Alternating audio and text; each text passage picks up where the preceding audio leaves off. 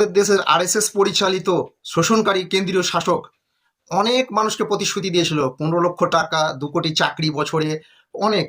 সেই নিয়ে তোলামূলের এক নেতা কি বলছে, নিজের ভিডিওটি শেষ পর্যন্ত দেখুন। 45 বছরের মধ্যে সবচেয়ে বেশি বেকারত্ব যদি কেউ সৃষ্টি করে থাকেন তার নাম হচ্ছে নরেন্দ্র মোদী। আমি প্রশ্ন করব, কালো টাকা ফেরত এসেছে কিনা? বছরে 2 কোটি চাকরি দেওয়ার কথা বলেছিলেন, সব ভান্ডার ঘটেছ। বন্ধ করবে। আরে বন্ধ বিজেপি করবে না, বিজেপি 3000 টাকা করবে। বিজেপি 3000 টাকা করে দেবে। 1000-এ কি হয়?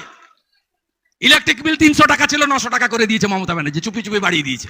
ভিডিওতে আপনারা দেখতে পেলেন, এই হচ্ছে তোলামূলের নেতা। এই ধরনের নেতারা হচ্ছে তোলামূলের নেতা। হ্যাঁ, এরা নিজে বাঁচার জন্য কখন কি বলে, মানুষকে ধর্মীয় বিভাজন তৈরি করে এই ধরনের নেতা। হ্যাঁ, আবার লক্ষ্মী ভান্ডার বাংলাতে যে 2000 আর 1500 চালু আছে, এনারা বলছে যে 3000 করে দেবে। সব ঢপের চপ, সব মিথ্যা প্রতিশ্রুতি।